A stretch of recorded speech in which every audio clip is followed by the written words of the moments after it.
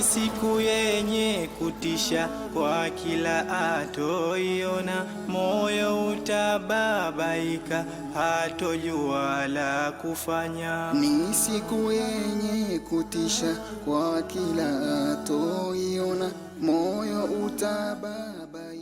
Assalamu alaikum warahmatullahi wabarakatuh, mpenzi mtazamaji wa Mafahim Podcast. Karibu katika kipindi hiki ambacho tunawaleteeni hapa maudhui mbalimbali kwa ajili ya kuifahamu dini yako.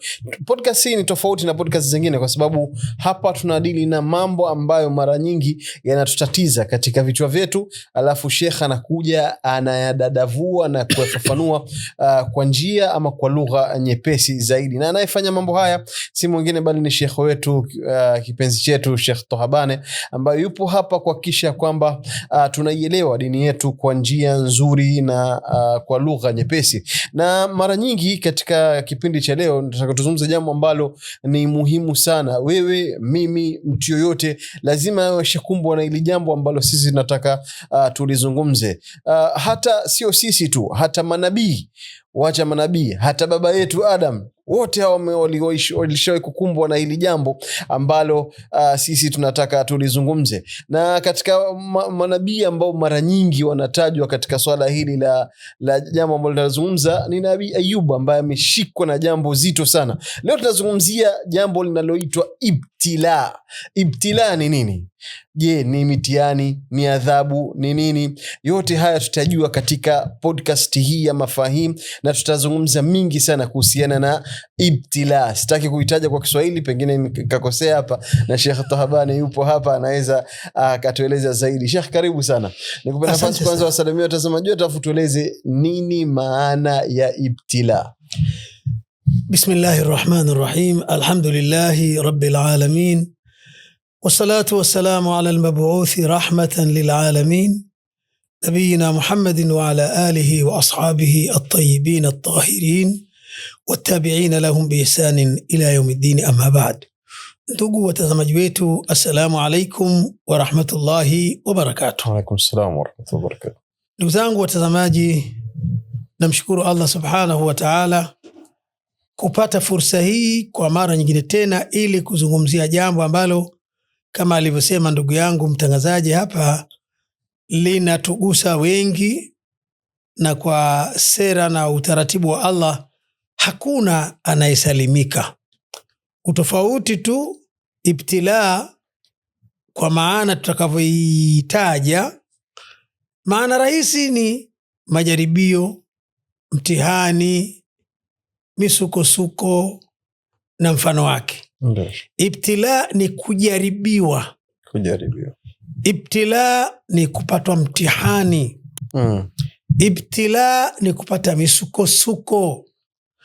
Ibtila ni kutikiswa mpaka ukapata taharuki. Hizo zote zina maana ya ibtila, lakini lugha rahisi ni kujaribiwa, kutahiniwa.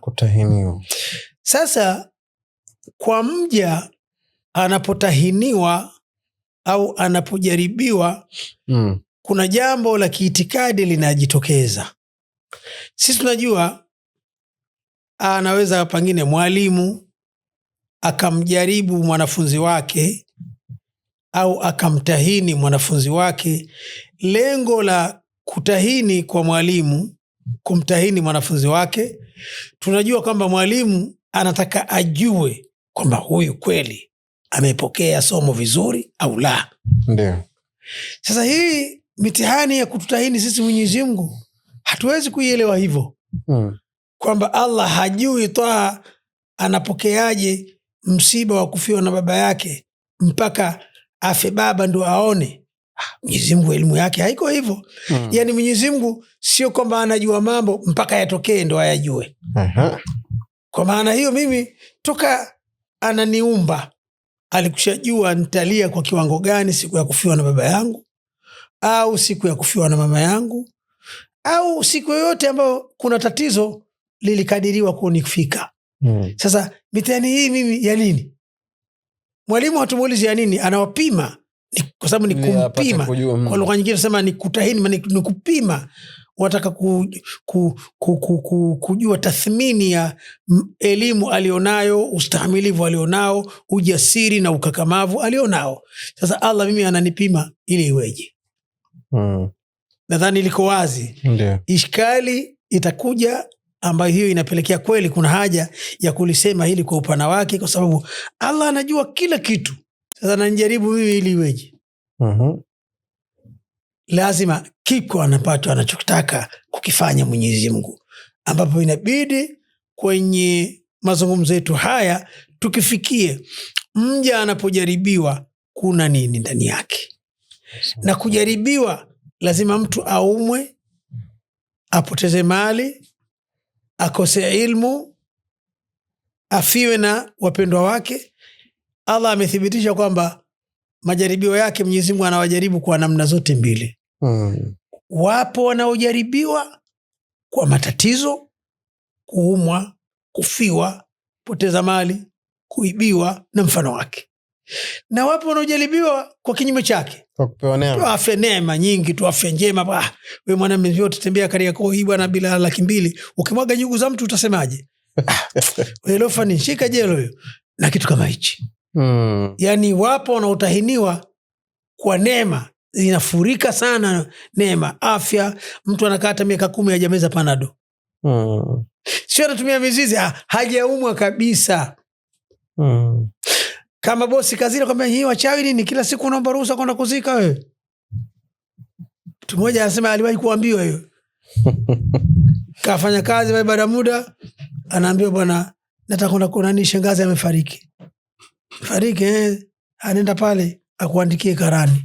Akaandikiwa akaenda. Ndani ya miezi 2-3 kaomba ruhusa karibu mara 4. Mara ya 4 bosi akamwambia nyinyi iko chawi nini? Kila siku iko kufa. Nyinyi iko chawi nini? Unajua asilimia kubwa wa watu wasoma fanya kazi nyingi kwa ndugu zetu hawa wa Kihindi ambao wanatutuma tunapata hela ya kula. Ndio maana unaona na saundi Kihindi kwa sababu ndio hayo matukio yametokea kweli kweli kwa hao watu. Sio banange hawa wanatusaidia ndugu zetu ambao hawana taaluma ya kutosha, wanapata vibarua hivyo hivyo vya kufagia. Baadhi ya walimu soma Yasini pale wanapewa 500.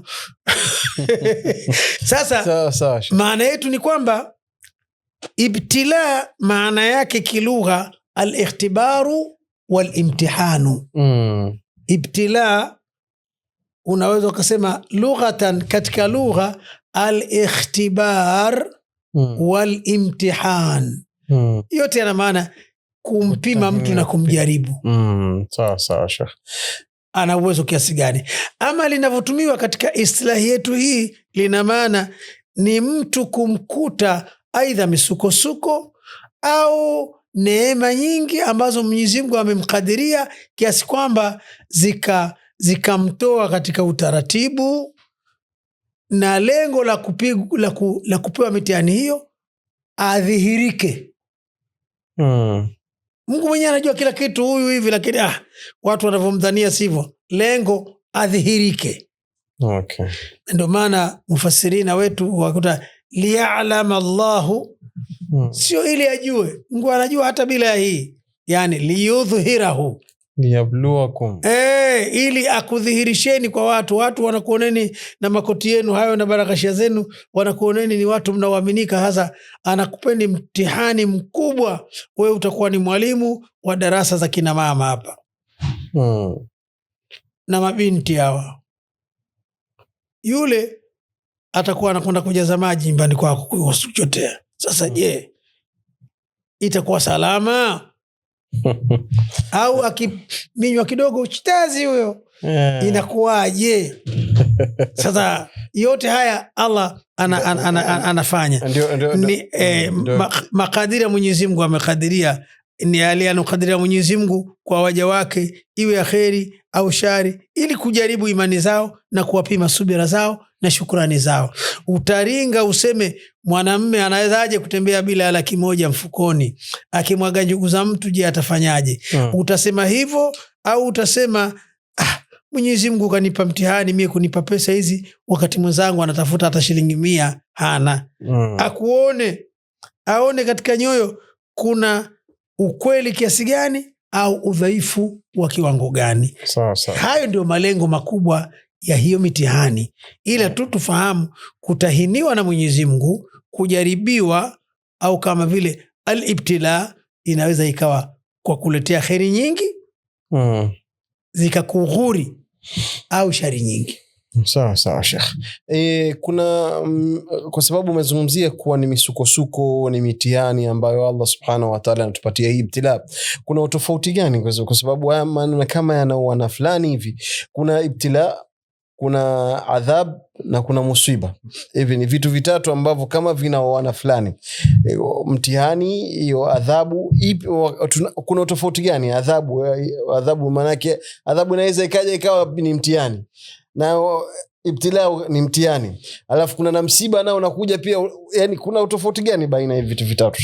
Alhamdulillah, musiba tunaita mtihani, tunaita ikhtibari, tunaita ibtila, zote ni ibtila.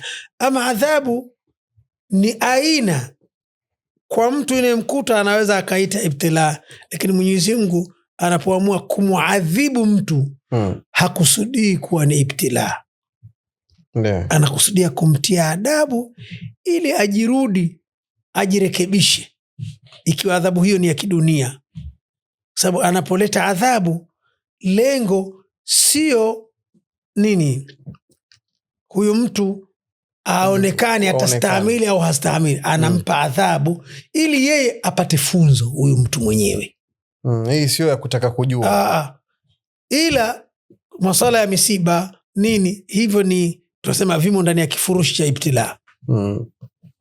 Misiba, kufiwa, kuugua, kupotelewa, kuchukizwa na watu bila sababu yoyote, huna ulichofanya, watu wanakuchukia tu, yote hayo. Ndio maana utakuta mtu anakuja na feli, Mungu wewe, nimekosa nini mimi mpaka unanifanyia hivi? Mungu wewe, wenzangu wana watoto 10 yule hata mmoja hajafa, mimi hawa wawili wote ndio umembakisha hichi kimoja, tena umekibakisha kijana kike. Yani sasa hapo inasoma F. Inasoma F, kwa maana mtu kafeli kishenzi, kafeli kweli kweli. Sasa tunasema ibtila, imtihan, musiba ni katika viambata au vinavyofanya kuwe na hiyo ibtila. Ili mtu awe mubtala, basi kapatwa msiba, kafiwa, kaugua, kauguliwa, kapotelewa na ndugu zake, wamefungwa, wamepata makesi kazi. Sio adhabu. Adhabu lengo lake huyu mtu mwenyewe apate ibra, anyoke, aone kumbe haitakiwi namna hii. Ama huyu anapoadhibiwa, kama kuna ndugu yake yote anampenda, anamjali, Allah akamuadhibu huyu, yule kwake inakuwa ni ibtila. Vipi ndugu yangu bwana, nimkuta haya bwana, ndugu yangu mambo yake ile wizi kakatwa mkono pale. Ile ni adhabu ya mwizi akatwa mkono. Sio kaja kakatwa mkono ndo anajaribiwa aonekana taamini au haamini. Akome. Ila kwa kuwa huyu ndugu yake alikuwa anamtumia, anamsaidia kazi na nini, kwa kitendo cha kukatwa mkono, sasa hawezi, kwake yeye imekuwa ni huyu aliyekumbwa ndugu yake na janga lile, kwake imekuwa ni ibtila. Sasa Sheikh, nikurudishe nyuma. Kwa nini sisi Allah Subhanahu wa Ta'ala atupe haya mitihani? Kwa sababu umetangulia kusema kwamba Allah Subhanahu wa Ta'ala tangia kuumbwa kwetu anafahamu. Kwa ukasema kabisa Sheikh Tohabana atalia kwa kiasi gani akiondokewa na babake. Sasa ikiwa Allah anafahamu haya yote, kama Allah ana elimu ya madhaifu yetu na namna tulivyo na kila kitu, kwa nini sisi tupate haya mitihani? Huwa ni utaratibu wa Mwenyezi Mungu, na lengo kubwa idhihiri kwa wengine.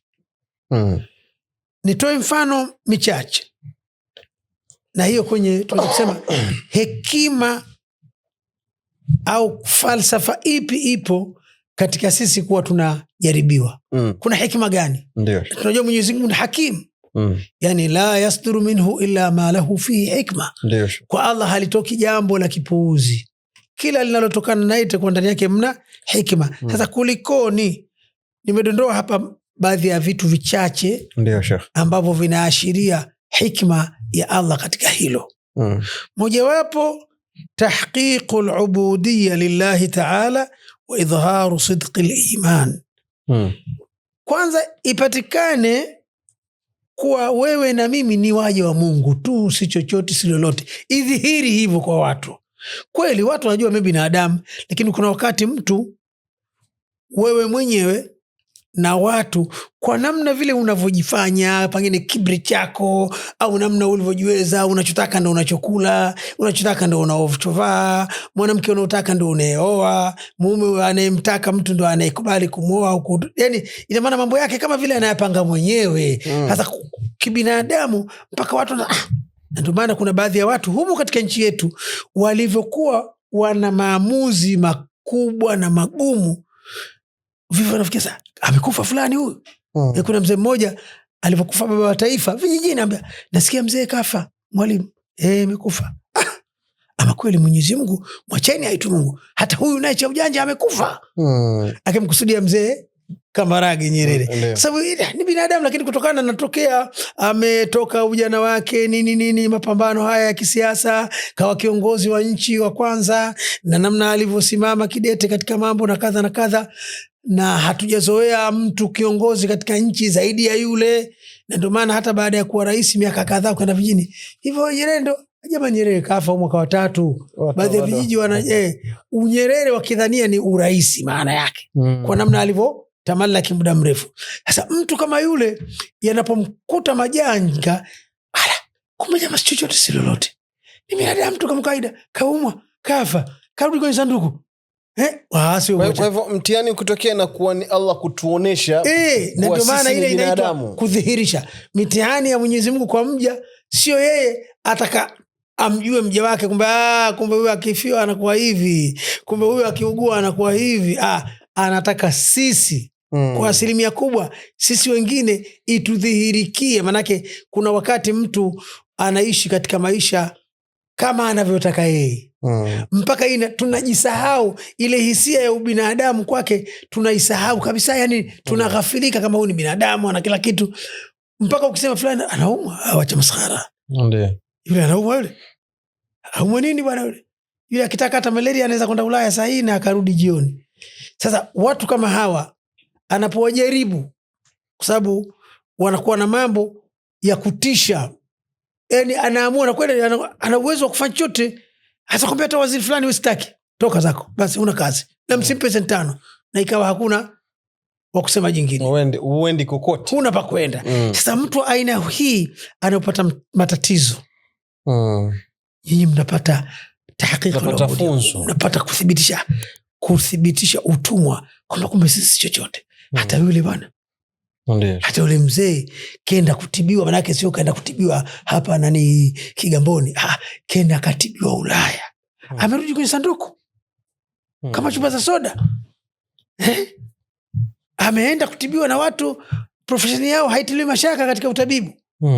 Ingekuwa hapa sema sikatibiwa Mlugazira tu hapa bwana Uswahili na hivi na hivi na hivi, katibiwa mahala pengine hata hizo dawa zinakaguliwa na mashine. Ndio.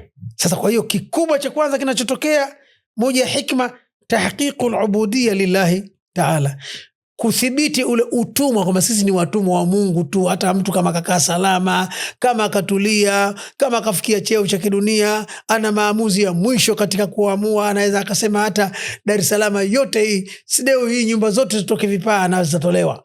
Lakini bado yatatokea majambo kwake, ibtilaat zitakazotudhihirishia kwamba huyo hapo. Na hii ni kwa mfano dunia hii hivi sasa bado tunaendelea na kuonja joto la madhara. Kuna wababe katika watawala duniani, wao kazi yao kuamrisha watu tufanye hivi, punguza watu, wape ajira viwete na walemavu, wengine wape redundancy waondoe. Yani kuna watu wako bara jingine kabisa, lakini kama alivyosema mzee Kambarage, nakumbuka hata bei ya korosho wanapanga wao, na wako huko na mtauza hivyo hivyo. Sasa watu kama hawa kwa jeuri hiyo kibinadamu, unaweza ukasahau kaona hawa jamani wametoka mamlaka, nje ya mamlaka hii nini. Sasa inapotokea mtu kama yule anawachezea mashia tu, anamgaragaza, kumbe si chochote. Ndio. Basi tulikuwa tunaogopa kivuli chake tu, wala sio kama hivyo. Kwa kweli kuna wakati Allah subhanahu wa ta'ala anataka pathibiti kwamba utumwa wa aliyenaye huyu mjaribiwa kwamba ni mtumwa wa Mwenyezi Mungu tu. Hiyo kuwa amekaa haendi hospitali, haumwi homa, hasiki papate kuhakiki al-ubudiyya, lakini pia idhaharu sidqi al-iman.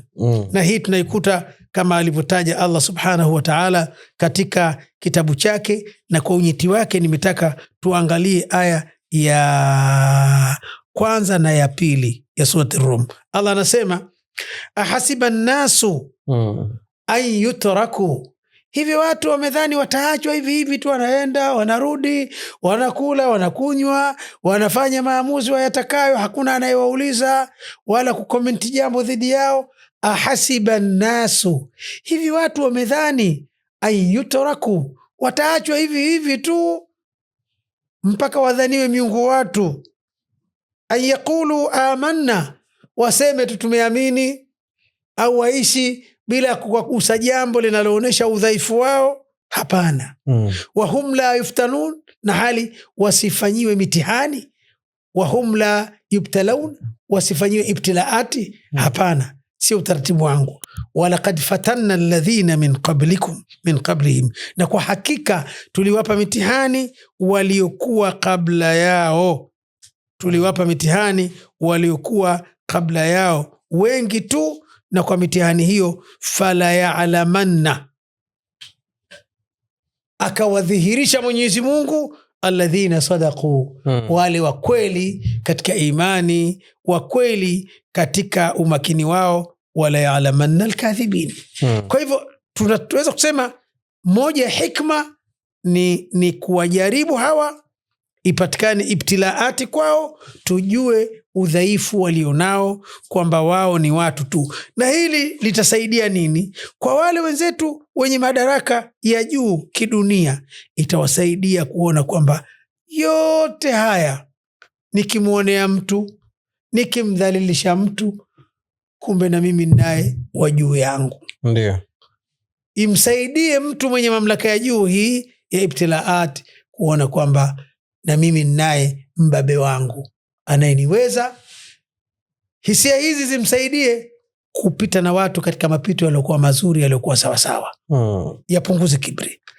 Lakini ukiacha hilo la tahqiqul ubudiyya, liko jingine. Ndio. Jingine ambalo linatajwa la hikma, kuweza watu kunyanyuliwa daraja, kwa sababu mu'min anapopatiwa mitihani na Mwenyezi Mungu, lengo la Mungu ni kuwaelimisha wengine. Ndio. Wajue kumbe yako hivi. So walikuwa wanaweza kuwa hawajui, lakini huyu ambaye anafanywa kama ni kifaa cha kufundishia watu. Manake ukinipa ugonjwa mimi ili mtu mwingine aelimike, hata yule kumbe anaumwa hivyo, hata yule jamani anakunywa chai mpirani, aadhana Allahu min dhalika. Mimi ninayetumiwa kama chombo cha kufundishia, basi Allah ananinyanyua daraja kwa ustahimilivu, kwa namna anavyonituma kwa kazi yake ngumu hii. Naumwa, sina raha, wengine wanaelimika kupitia mimi, lakini na mimi nanyanyuliwa daraja za juu, lakini pia nafutiwa madhambi yangu. Jingine linaweza kufanana kidogo na la kwanza. Ibtilaati zinafanyika ili kupambanua wepi watu wazuri katika jamii zetu na wepi wabaya. Wepi wa kweli ya imani, maana mtu akasema akaelezea imani hakuna lolote illa Allah, kadha illa Allah, la taafu yeye kama inatokea hivyo. Mtu anaweza akasema kitu ukawewe ukajiaminisha kwamba yuko hivi, kumbe muongo. Safari moja sisi tunakaa mitaani tunaona vitu vingi sana. Msela mmoja inaonekana alikuwa anakerwa sana na yanayotokea katika matukio ya kuzika umwetu. Mara nyingi tukizika pale, kuna wale waniomsomea, waniomwombea msamaha na kumwombea rehema maiti baada ya kufukia. Allahumma ighfir lahu warhamhu, Allahumma thabbithu bil qawli thabit. Na kuna wengine huchagua katika umma wote ule uliokuwepo pale, wao pa mawali, watu wa kawaida, wanamchagua mtu mmoja tu anayemtaka wao, wanamwambia kaa hapo kwenye mkeka ule uliofungiwa maiti ule, anakaa pale, yeye anasoma maneno ya kumuelimisha yule marehemu. Bwana we fulani bin fulani hivi sasa wanakujia malakani wakadhaka mpaka mwisho. Sitaki kusema ndiyo sio mada yangu na wala sina maslahi ya kulisema hilo. Lakini kuna safari moja tulikwenda kuzika mahala vijijini huko, na nakumbuka kijiji kilikuwa Kisemvule. Watu wengi, huyo kijana wazee wake ni maarufu, naye mwenyewe alikuwa msela lakini sio msela mchafu wa mambo na adabu zake kidogo. Kwa hiyo ilitokea bahati watu wengi. Tukiwa kule mtu wa talqini anasoma kabisa hao fa innahuma khalqun min khalqi llahi ta'ala. Alishtukiza ule kijana na alifanikiwa, nyoka huyo kwa kelele. Wa kwanza kukimbia yule mwenye kitabu. Tulikimbia sote. Na mimi nilikuwa sote tulikimbia. Baadaye akaondoka, nimekujaribuni tu. Awali mkimbiza wataka kumpiga, manake kawavunjia heshima, na kweli aliondoka pale. Lakini mtu mmoja sasa, jamani, ni ukweli sisi huyu mtu tumemfukia na michanga chungu mzima, lakini tunaambia wanakuja malaika wawili hao wasikufadhaishe wala wasikuogopeshe, hao ni viumbe tu. Mtu yuko chini ya ardhi huko, kafukiwa, hawezi hata kugeuka wala kufurukuta. Tunamwambia siogope malaika, kawaona lini mpaka akawazoea. Sisi tumetajiwa nyoka tu, tunawajua kila siku na wengine tunawapiga, na tumekimbia hapa mpaka mwenye kitabu huyo ndo anarudi sasa hivi. Sasa kweli kuna wakati sisi tunasema maneno hivi wa kweli Mwenyezi Mungu anambia huyo asiwahangaisheni. Hebu mtazameni. Ndio maana unakuta pagine shekhe kafungwa mahirizi, unamkwenda mwambia anauma, yuko kwa mganga kukuta kafungwa mahirizi mpaka puani. Wakatambia hiyo shirki ya kweli, lakini awe anatoka hapa tu. Sasa kuna wakati ndio Allah anataka kufanya kitu kinaitwa tamyizu sadiq min ghairi. Mkweli ni nani na asiyekuwa mkweli. Na hili pale watu katika jamii mnapokuwa mna mchanganyiko mkubwa. Leo kanzu kama hivyo unaona, zamani kwa ni chache, lakini siku hizi zinauzwa. Wewe ukiona hela zako za kwenda dukani hapo ukanunua hata rangi aina 6-7 mpya. Ndio. Sasa kila mtu anavaa. Hata baadhi ya wachungaji wanavaa kanzu hizi. Wanaingiza vionjo tu wanavyotaka wenyewe zifanane na wao. Sasa tajuaje huyu nini na huyu vipi? Mwenyezi Mungu anaita ibtilaat ili kuambia bwana hamna kitu mo. Sio ni hivyo bwana. Kilemba cha bure hicho. Mtasubiri tu hana lolote huyo. Na kuna ukhti mmoja alikuwa anaongelea kuhusu ukiwenza. Mmoja katika wanawake akamwambia basi mimi namtaka mumeo, alizimia. Sio hivyo. Meji zikate nimesikia mama mmoja. Namjua vizuri. Babake alikuwa mmoja katika watu tukipendana kwa ajili ya Allah kwa sana tu. Mashaallah. Kwa sana. Nisikia anaeleza kwamba mwanamume hasa rijal, akimaanisha rijali manake ni wanamume, lakini kwa Kiswahili wakisema mwanamume rijal, ukisikia mwanamume rijal ana mke mmoja, mwanamume rijal ukisikia huyo mtu haumwi na si mzinifu, mwanamume rijali, yani mwanamume alio sawa sawa, aliyekamilika. Nimesikia kwenye clip mama mmoja na mlinganiaji. Sina faida na sio dini kumtaja kwa jina. Ndio. Kwa sababu alikuwa anajitahidi kuwaelekeza watu, masala ya kupatia hayo ni mengine. Lakini alikuwa anasema mwanamume rijali, yani mwanamume sawa sawa, haumwi na wala si mzinifu, hawezi kuwa na mke mmoja. Lakini ukimwona ana mke mmoja ndio mafahamu yake.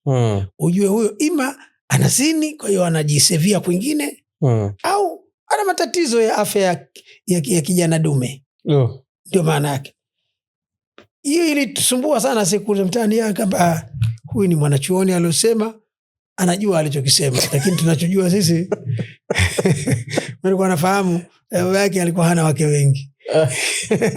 Lakini hata yeye mwenyewe aliwahi kuwa safari moja alikuwa anaishi na mume mke ni yeye. Siku alioa alimfuata mumewe kazini kumpandishia. Kwa nini kisa mtu kwa kuwa anajitahidi na yeye kufikisha ujumbe, mwache ufikishe na Mungu amwafikishe. Sasa kwa kweli kuna wakati unaweza kuona maneno tu, lakini kumbe sio hivyo. Sasa Allah, na hii kama alivyoitaja katika Ali Imran 179, asema ma kana Allahu liyadhara almu'minina ala ma antum alayhi hatta yamiza alkhabitha min at-tayyib. Ndio. Ma kana Allahu, haipasi hata kidogo kwa Allah, haiwi hata kidogo kwa Allah, liyadhara almu'minina, awe anawaacha waislamu hawa wamechanganyika tu, hawajuani, kila unamuona unamdhania ndio kumbe hata sio, yani atuingize changala macho tu, korobe unaingia hata kwa tapeli unadhani ni mwanachuoni kweli, unaingia hata kwa muongo kumbe Allah inafikia wakati hawaachi waumini waingie kwenye mtego kama huo. Hata yamiza alkhabitha, mpaka inafikia mahala kufanya kitu akapambanua mbaya ajulikane na mzuri ajulikane. Sasa anaweza akafanya ibtilaat ili tuweze kujuana. Wakati mwingine anafanya ibtilaat kwa makusudi kama hayo ya kuweza kuwajua alkhabith nani na tayyibu ni nani. Sasa kwa hiyo hizi zote ni katika hikam za Allah. Lakini kuna nyingine hikma nyingine wanasema tarbiyatun nafs. Tunailea nafsi ya mtu kwenye nini? As-sabr. Ndio. Uvumilivu. Kwa sababu hakuna uvumilivu ila kuhusishwe na mitihani. Yani mtu akamwambia mimi ninavumilia sana bwana, manake nikinywa soda nasikia burudani, basi ninavumilia wala sina shida. Kuvumilia kwenye machungu ya majambo. Lakini mtu unaoishi katika saada, raha tupu, hugusi na matatizo, wewe huwezi kusema nasubira mimi. Ndio maana subira inahusishwa na ibtilaat. Wabashiri sabirina, wape habari njema wale wenye kuvumilia. Akina nani hao? Alladhina idha asabatuhum musiba, ni wale ambao ukiwapata msukosuko, ibtilaa ya aina yoyote, wao kitu cha kwanza wanajisalimisha kwa Mwenyezi Mungu. Qalu, husema si ajabu kupotelewa, si ajabu kuuguliwa, si ajabu kufiwa. Kwa nini? Inna lillahi, kasisi ni wa Allah, wa inna ilayhi raji'un, na kwamba kwa kweli tutarudi. Kama akaamua kumchukua huyu, basi ametimiza jambo ambalo sisi ni sehemu ya imani zetu na ni sehemu ya maisha yetu. Tunaishi tukijua, ndio maana hata ukipewa habari ya msiba wa mwenzako sababu mbele yake nyuma yetu sisi mwenzetu katangulia. Kwa hivyo utakuta moja hikma tarbiyatun nafsi ala sabri. Kama hujapata la kupata huwezi kuwa na subiri. Lakini pia waridha, na kuridhia. Utalalama au utamwachia Mwenyezi Mungu, utafanya hiyo tarjia, inna lillahi wa inna ilayhi raji'un, watawakkul, na kutegemea. Na hata wenzetu wa upande mwingine wana neno lao pia, wanasema, sisi tunasema lillahi ma akhadha wa lillahi ma ata. Tukishasema inna lillahi wa inna ilayhi raji'un, neno jingine ambalo pia linaweza likatumiwa, sio mbadala, hili lazima, lakini neno la kuliwaza, lillahi ma akhadha, lillahi ma a'ta, wa lillahi ma akhadha. Alichotupa katupa Allah, na kachukua alichotoa. Bwana katoa, Bwana katoa, Bwana katoa, Bwana katoa, Bwana katoa, wanasema wenzetu. Na jina lake lifanye nini? Lihimidiwe, yani ashukuriwe yeye. Kwenye hili tunaenda sawa, kwamba sote tunatambua kwamba sisi ni wanani? Ni wa Allah. Tumekuja katuleta yeye, anapoamua kuturudisha tulikotoka anaturudisha yeye. Minha khalaqnakum wa fiha nu'idukum wa minha nukhrijukum taratan ukhra. Jingine Allah subhanahu wa ta'ala anatufanyia ibtilaat, na hizi ni muhimu kufahamu ili mtu asije kadhani anapofanyiwa ibtilaat anaonewa na Mwenyezi Mungu. Waislamu wengi tunafikiria hivyo, kwa sababu mtu ashafiwa, hasa ikitukia mara kama ya Rabbi nimekosa nini? Kila siku kwetu sie tu, hasa kama vile vijijini, miezi miwili watu wamehudhuria mazishi nyumba moja mara 3. Subhanallah. Wale bwana yule bibi yao yule hatumuelewi yule, mpaka watoto tena wengine wakishazika sasa hiyo jioni wanaondoka, hawalali pale. Bwana hapa fisi leo watalia kucha nzima hapa. Sheikh mimi matukio kama mimi mtu wa pwani. Tulizika Kimbiji. Tulikuwa kwenda kuzika Kimbiji, alifariki kaka yangu mtoto wa shangazi Shakika, lakini mtu mzima mimi kwa umri nilikuwa sifana naye, bali watoto wake wote wakubwa kiumri kuliko mimi. Mashaallah. Sasa tumekwenda kuzika kwa muktadha pale, yeye ndio mkuu wa kaya. Wapo watoto wake na wajukuu zake, kwa hivyo watu watabaki usiku wa pale, angalau kesho ndio watasambaa. Tunarudi makbara kule Malaloni tunaita, wananiaga babu, sisi tunaondoka. Ni watoto maziko hayo, unaona watu wameazima majamvi, mapipa ya maji. Ina maana hii kesho asubuhi vitu hivi warudishe baba zenu walikuwa wazima. Simkae nyinyi mpaka kesho ili muwasaidie sasa. Babu hapa lali kile usiku hapa pata kuwa na zahama si ya kawaida. Wataranda mbwa hapa na fisi. Bwana hatupawezi babu, kaga wewe bwana. Kwa kweli kibinadamu walinitisha hata mimi. Lakini nikaona dawa yao ndogo. Kwanza mbele ya adhkari hayo mambo yote Mwenyezi Mungu atayaviza. Lakini hawa anawaambia saa ngapi wasome adhkari. Nikaambia sasa tulale pale barazani. Kuna baraza ya nje. Tunasali magharibi, wale wengi ni tayari kusala, washakafa baraza pale, hakuna nafasi ya kutia mguu. Wote wamekaa kibarazani, maana wanajua mpaka atoke kule mbwa ofisi awapite watu wote aje hapa sio rahisi. Ikawa sasa mimi nikaambia nitandikeni mkeka pale baada ya baraza pale nje. Basi walinizunguka wahuni zaidi ya 40. Nikaona basi nishapata mabodi gani. Mimi nikapiga adhkari zangu zile za kawaida, wakati wa kulala useme nini. Wale umeona tuko karibu na mtu, ikitokea shari atatuhami, kumbe wao ndio wamekuja kunipa ulinzi mimi wa kibinadamu. Kila mtu anajijua mwenyewe. Sasa kwa kweli kuna wakati tanbihul abd ila rujuu ila Allah wa tawbati ilayhi. Allah anatupa misukosuko wakati mwingine ibtilaat ili turejee kwa Allah. Kuna wakati tunajisahau mno. Hasa ikiutokezea kwamba aidha una madaraka au alhamdulillah mkate wako wa siku unaupata bila ya jasho jingi. Kwa tabia kujisahau hivyo. Sasa Mungu anapokutokea kheri mja, mara nyingi anakujaribu ili angalau badala kuwa hivi useme ya Allah, ya Allah, angalau mtaje Mwenyezi Mungu wastahili hiyo. Sasa kwa hiyo kuna hikma gani? Moja ya hikma kama nilivyorodhesha hapo namba 5 ni kutanabahishwa mja kwamba anatakiwa arejee kwa Mwenyezi Mungu, asije akajisahau. Lakini tumalizie la 6 katika kutaja, sio kwa ujumla wake. Ni kwamba pia ibtilaati zinamkumbusha mja kutambua udhaifu wake alionao. Lakini kutambua kwamba yeye ni dhaifu na ana shida sana kwa Mwenyezi Mungu. Asije akajiona yeye labda ndio sababu hiyo ndio nature ya mtu anayejiweza kidunia. Kalla. Ya kwanza ilikuwa kwa wengine ndo waone hii saizi ni wewe mwenyewe ajione kwamba la niko hivi. Yule pale lofa ni mtuma mimi kufua nazi zangu, kuchimba mashimo ya kumwaga taka, yule leo anakula anaona ladha, mimi kwa mpira. Yule anaenda haja ndogo anajisaidia hivi, mpaka niweke mpira nichokonolewe. Yule analala anakoroma hata kwenye gari, mimi mpaka nile vidonge. Subhanallah. Huu ni mtihani wa Mwenyezi Mungu. Kwa hivyo anakumbushwa mje udhaifu wake na kwamba kwa vyovyote vile anahitaji msaada kwa Mwenyezi Mungu. Ndio ile tutawajaribuni kwa aina fulani ya majambo. Tutawajaribu bishai'in min al-khawf wal-ju' wa naqsin min al-amwali wal-anfusi wath-thamarati wa bashiri as-sabirin. Kwa hivyo wakati mwingine inakuwa lengo ni kupatiwa haya 5.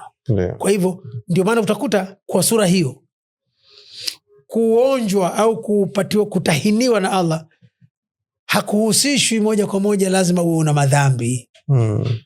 Kweli kuna wengine wana madhambi ili wajikumbukie, wajirekebishe. Kuna wengine ni kwa sababu tu wasome wengine. Kama manabii wameumwa pia.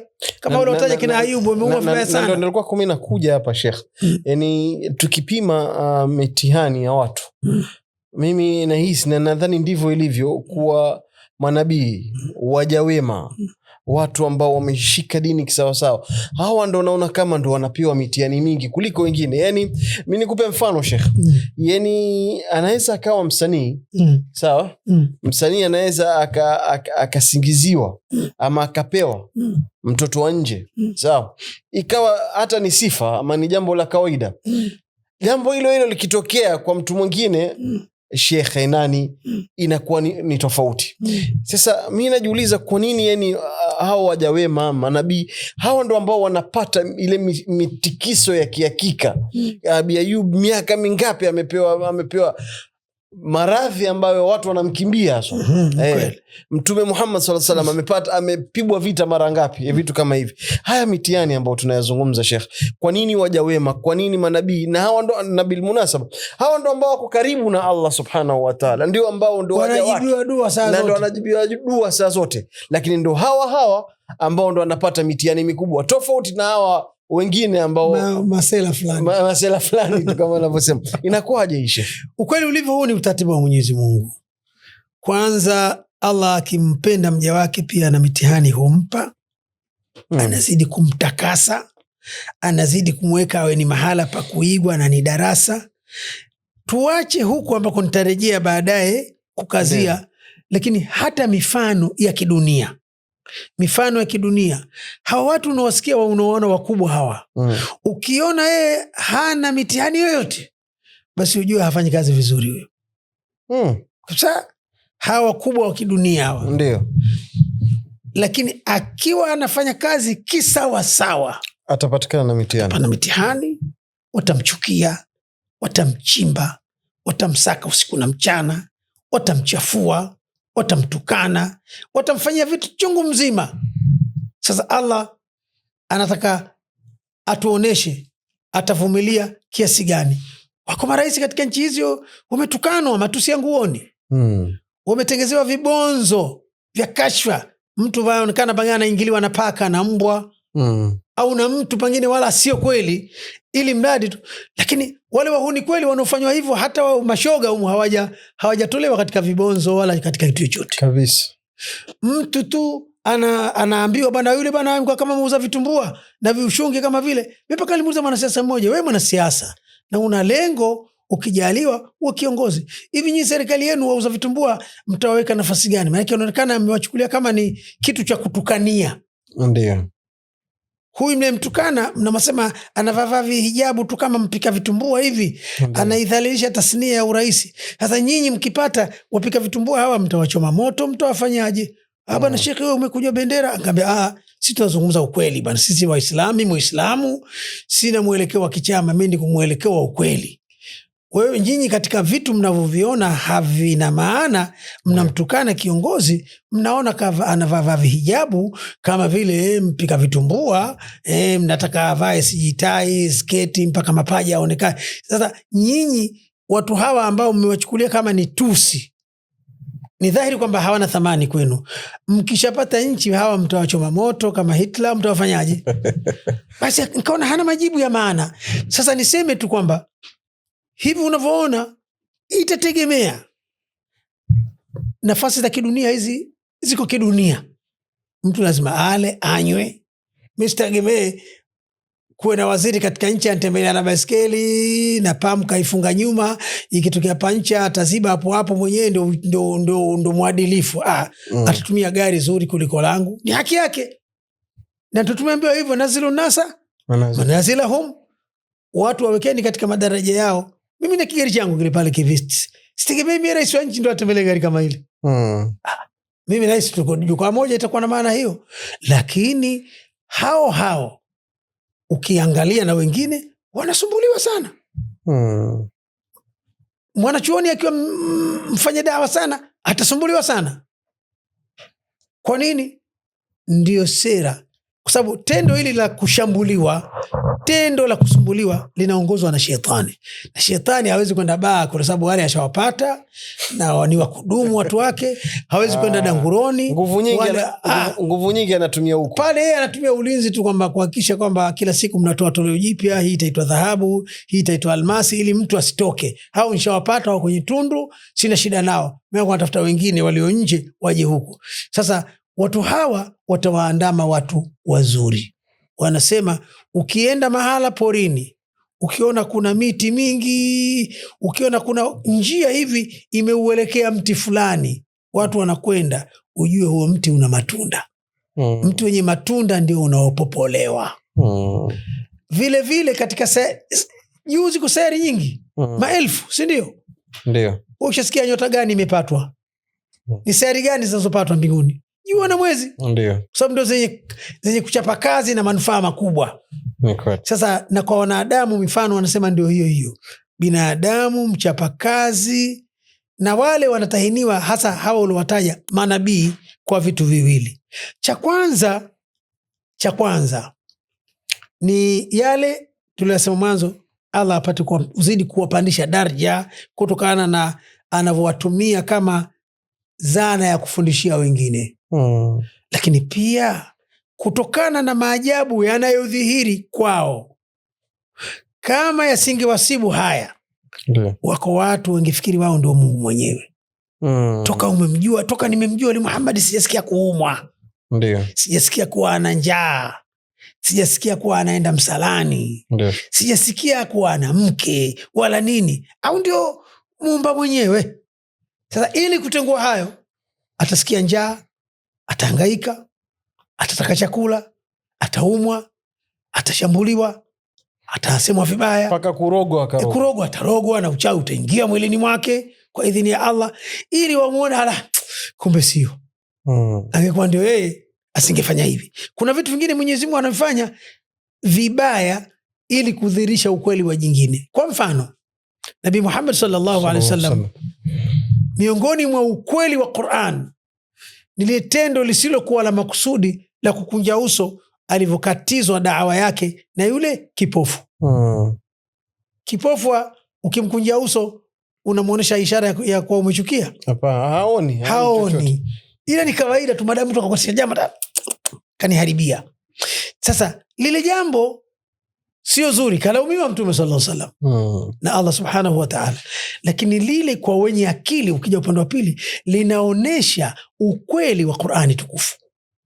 Kwa sababu Mtume Muhammad sallallahu alaihi wasallam, kama ingekuwa hii Qur'ani si kitabu cha Mungu, amekitengeneza yeye lakini bado amedai kuwa ni cha Mungu, maana yake ni mtu mwenye majivuno, mtu anaojikweza, mtu anaodai makubwa yasiokuwa saizi yake. Sasa mtu aina hii inawezekanaje afanye kitu cha kuonesha alikosea? Ikiwa yeye kama anafanya vitu vya kujikweza muda wote. Kwa hivyo manabii na watu wema mbalimbali, si wakati wa Nabii Muhammad sallallahu alaihi wasallam, hata wakati wa mitume wote waliotangulia, walikutwa na misukosuko mikubwa ambayo ndio tunasema ibtilaat, ili kuwafundisha wengine na ili kuwanyanyua daraja hawa. Na wale wenye kufikiria labda wenzetu labda ndio Mungu mwenyewe, wajue hapana, wale ni makhluk, wameumbwa na Mwenyezi Mungu kama walivyo wengine. Kwa hivyo daraja zao ni kubwa, lakini pia wanakuwa ni kiigizo kwa wengine.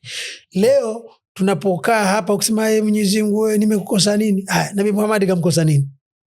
Nabii Ayubu kamkosa nini? Yani vitu vinafanywa kwa maksudi ili kuweka sawa hali ya hewa katika jamii ya watu, waishi watu wakijua haki za Mwenyezi Mungu ni hii.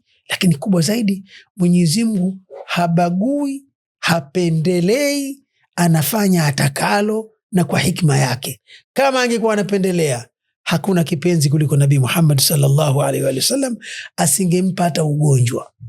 Bali ingetuma malaika wakawa wanamlisha chakula, wanamvika nguo, wanafanya kila kitu. Lakini dhiki ya maisha ilimpata na njaa ilimpata, kama tunavyoambiwa na riwaya zinazobiti kwamba alikufa wadiruhu marhuna, na hali ya kuwa kaweka rahani baadhi ya vyake kwa ajili ya kukidhi matakwa ya tumbo lake. Katika hili kuna jambo ambalo Sheikh mara nyingi huwa tunajiuliza. Sawa, tumesema sisi tunapata mitihani Mwenyezi Mungu ili atutakase, na ukataja hikma nyingi ambazo umezitaja zile. Kwa nini Allah anatupa sisi mitihani sisi kama wanadamu? Na ukasema wabashiri sabirina kwenye aya moja, ukasema bishara hawa watakaosubiri kwenye mitihani. Je, mara nyingi mtu anakukuta mitihani, anapomkuta mtu watu wanakutwa na mitihani Sheikh mpaka wanalia. mtu machozi yanamchuruzika analia. Sasa hata kina mama ni zaidi, lakini pia sisi wanaume kuna mitihani yanakumba paka unasema ya Rabbi, paka machozi yanaku.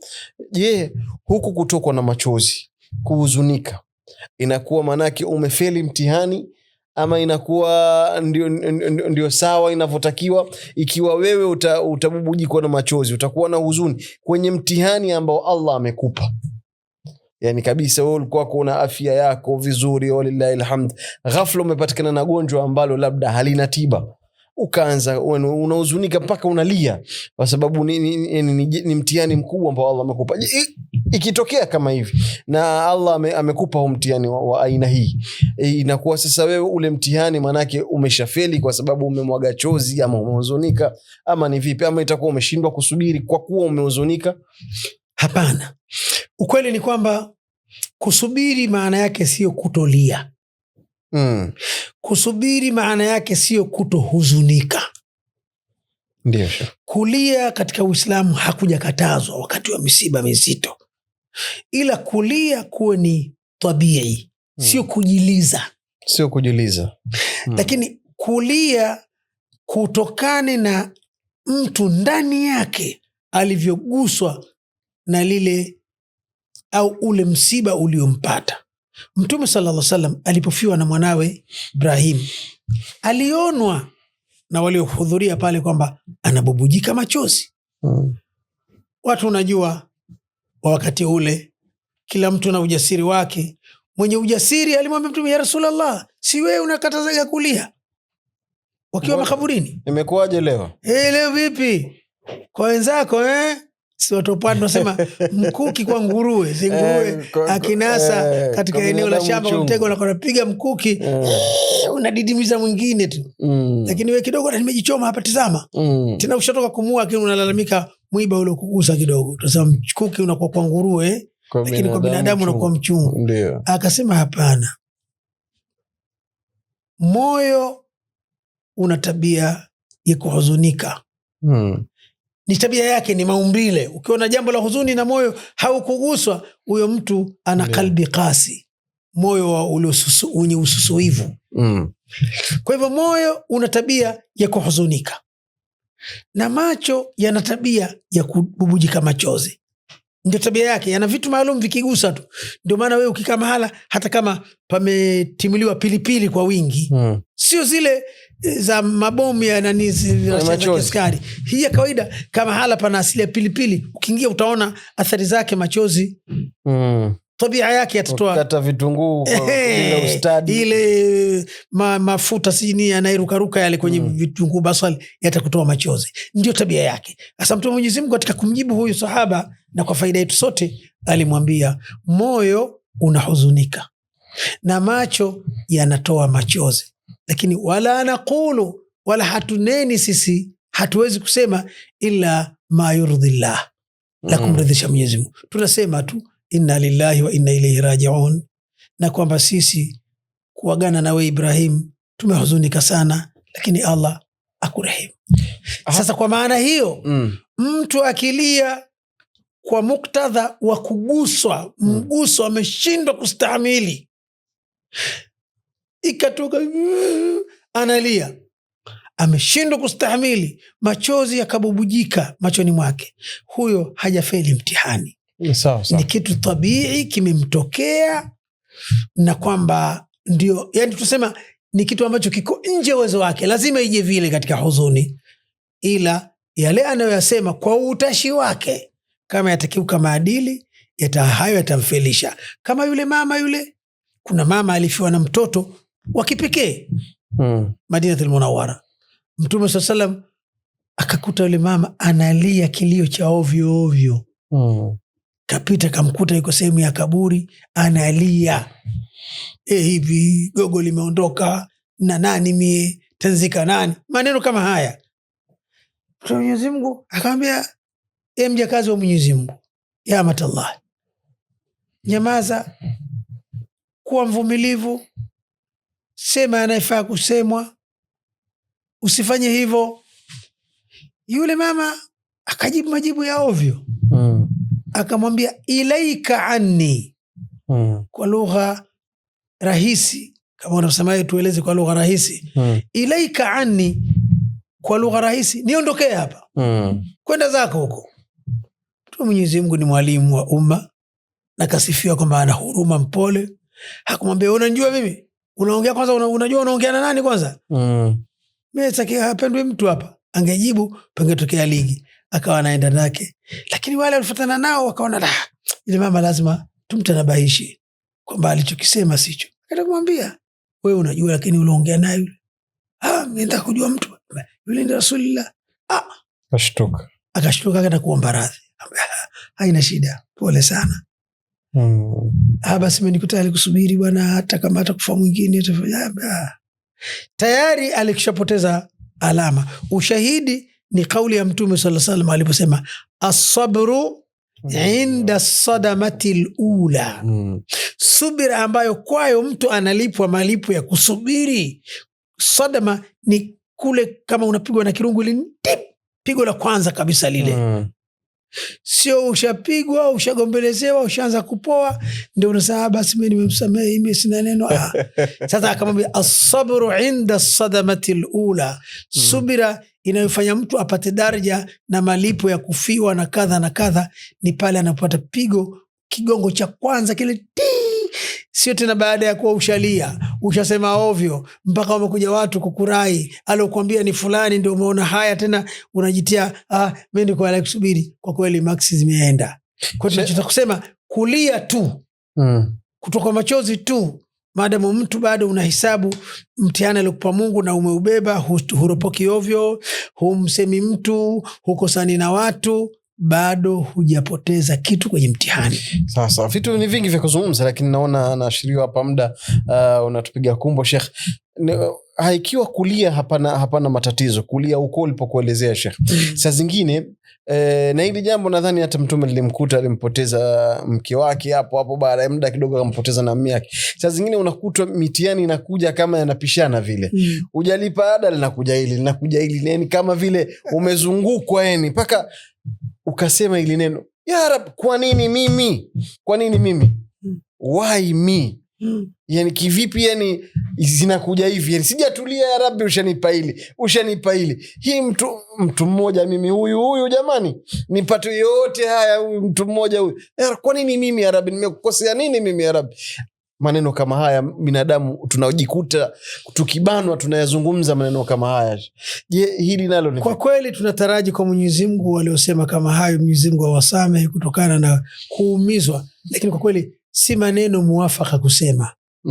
Mtu aseme ya Rabbi Mwenyezi Mungu, Mwenyezi Mungu nipunguzie misiba hii, Mwenyezi Mungu nipe ustahimilivu, Mwenyezi Mungu nipe uvumilivu, kwa sababu maswali yote hata ile adabu ya dini, neno kwa nini sio mahala pake. Kuna hikma gani? Kuna hikma gani ya Rabbi mja wako kunionja hivi? Naomba Mwenyezi Mungu nipunguzie misiba hii, nipe ustahimilivu. Lakini kwa nini ni lugha kidogo ina ukakasi. Ndio.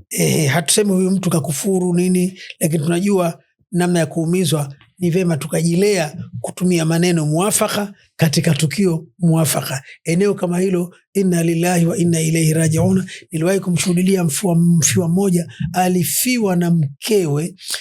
Watu meenda mazikoni pale unamsubirisha anaitikia amin, Allahumma ighfir laha warhamha.